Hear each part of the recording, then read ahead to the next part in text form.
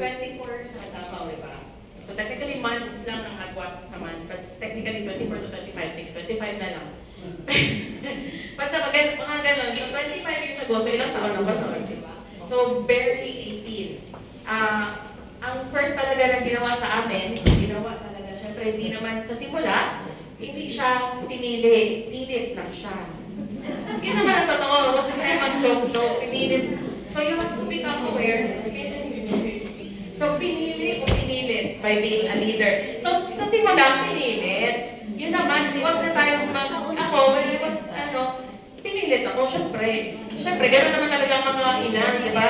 Mother knows best. Mother knows best, father knows best. Walang blah, blah, blah, blah, blah. To the point, mga libro ko, di ba, mag-mention siya na, swerte kayo kasi binibigay na sa inyo lahat, blah, blah, blah, sa DXN, syempre, di ba? Yumaman sa DXN. Tapos anong gagawin ko? Mag-suffer din ako, kagaya mo. I mean, di ba? What will I do? Paano yun? Parang ipon ko din ang sarili ko to suffer in the same way. No, it doesn't have to be that way. Pero yan yung tanong ko. Parang lahat sila, parang rags to riches ang story. Ano din ang kwento ko? Hindi naman pwedeng rags to riches. Alam ka naman, riches to rags. Parang mas disempowering yun. So, paano ko siya gagawin better? So, eventually, it was a struggle at first because, okay, sige, gawin ko nga anong ginagawa ng iba. Nag-try din ako ng flyering, door-to-door. Try ko yan lahat kasi trying to prove myself that I'm worthy. Na, lahat ko sabi, swerte ka. Yan yung magiging problema ng second generation nyo pag yumaman kayo. Swerte ka. Tapos swerte ba talaga ako? Sige, malasin ko nga sarili ko para maging normal. Ano, di ba? In reality, ang maging malas o poor is normal. Pero ang maging swerte at payaman, hindi siya normal. So, are you willing to be not normal? Willing ba kayo mag-normal o maging abnormal? No, are you willing to be normal or weird? Weird. Weird, di ba? Kasi weird maging mayaman, tama? Yes. Mas normal maging mahirap.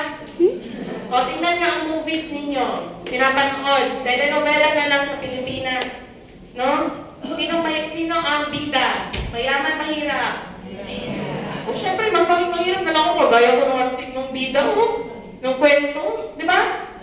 O, sa Korean novela, ang mga babae, mag-aantay ng pera ng lalaki. So, technically, yan din ang ginagawa ng mga tao. But then, you ask, is it true? Totoo ba yan? Yung nasa movie? Or can I create something different? So, yan yung tatanungin natin. Pwede bang mag-create ng kakaiba? Yes. So, you ask by starting a question. So, choosing to be a leader is asking a question. Magtanong. Hindi dahil yun na yung nakasanayan yun na yun. Titanong mo lang din, tama ba? Ito ba yung totoo sa akin? Kasi iba-iba tayo ng paniniwala, iba-iba yung mag-work sa atin. So, sa simula, sa DXN, it was pinilit. It was pinilit kasi yun nga. Pero appreciate ko din na napilit ako. Na-appreciate ko din yun. Kaya naman, kung hindi nyo ako nakikita nag-attend ng gynotherapy or what, grabe po talaga ang gynotherapy ko everyday. I mean, everyday ako nag-gano. I mean, hindi ako yung nag-gano. Pero nakikinig ako kasi after sa school, I was, I think, grade 6 nung nagdi-DXN na sila mama. And then, syempre ako ay gusto ko talagang gumala. Ayokong dumiretso sa bahay. So, dahil hindi ako pwedeng gumala, so doon ako sa DXN tumatambay. So, which is a good yung ibang company plus DXN. So, tumatambay ako kasama ko talaga mga networkers. Ang gawain ko ay mag-observe at makisaw-saw sa kanila kahit bata pa ako. Nakikisaw-saw talaga ako sa adults. Okay? So, pag may conversation sila, ganun ba talaga? So, pati may mga training, pag pwede yung bata, nakiki-attend din naman ako. So, yun, gynotherapy, product presentation, BOM, hindi ko maintindihan ng BOM, guys, just to let you know, nung bata pa ako. Parang bilog-bilog, yes, nakakayaman. Tapos minsan, paano nga yung bilog-bilog? Pero it took me a while to get the marketing plan. So do not judge yourself na pag-attend nyo one time, hindi nyo na-gets. Kaya nga siya paulit-ulit, repetition, until mag-hit kayo ng aha moment, ay oo nga. Ito pala yung gusto ko. No, but eventually, later na talaga ang marketing plan, it was the products that I like. And then I started using the products. And then my motivation in DXN at that time was also money. Kasi dinidisiplina kami ni Madam. So, meron kaming allowance. So, syempre, allowance, enough lang pagkain, pamasahe. Ako mahilig sa libro, mga romantic books, yung magbabasa, mga adventure, spy. Pero si Mama, ayaw niyang ganun. Kasi daw nakakaano ng utak. Sabi ko, bata pa ako, syempre kailangan ko ng adventure. So sabi niya na hindi, dapat mga business book ang basahin mo. So ang binibili niya lang, business book. Ako naman, kung if I want something else, we were trained to earn it ourselves. I-earn mo. Sabi ko, paano mag-earn? O sige, ganito, mag-speak ka sa harap. Bigyan kita ng 100.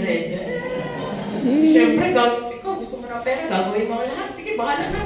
Nakakakaba, nakakahiya, pero bahala na basta may 100, makakabili ako ng libro.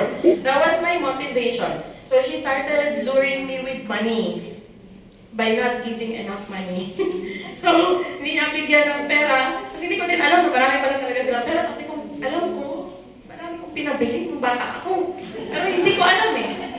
Hindi ko alam, hindi nila pinapakita. So, at that time, then I started earning money, and then I would buy mga libro para happy din naman, di ba? Hindi naman natin itibribe ang ating mga ng childhood, pero maganda yung training sa amin in terms of if you want something, create money. Okay? So, I created money, and then I would buy stuff that I like, and then eventually she would say, mag-DXN ka talaga, ganyan. Tapos, elementary. Mag-DXN talaga. Tapos, ganito ang future ko. Kasi iba, mag-lawyer, mag-doctor. Ako, DXN. Okay, sige, ito yung future ko. So, diba? Tama naman. And then, college, high school, mag-graduate na sana ako siya. Third year, then fourth year.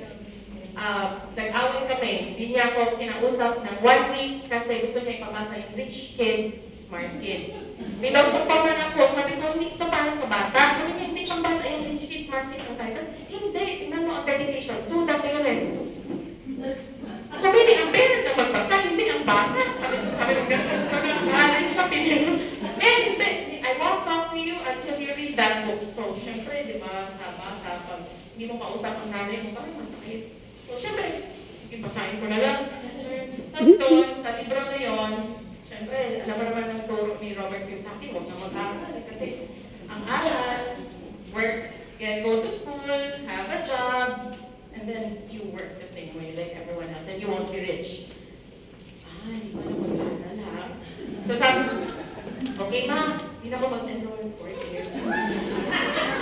Siya naman yung, sa libro naman, hindi na mag-enroll. Sige na mag-DXN na ako, sama na lang ako sa'yo. So, number one, it will fit me because I like travel. So, DXN is in many cities, so they do travel a lot. So, since they travel a lot, so magsakay-sakay lang ako sa car, di ba? Tapos mag-learn na, marunong naman ako ng prata. Di ba?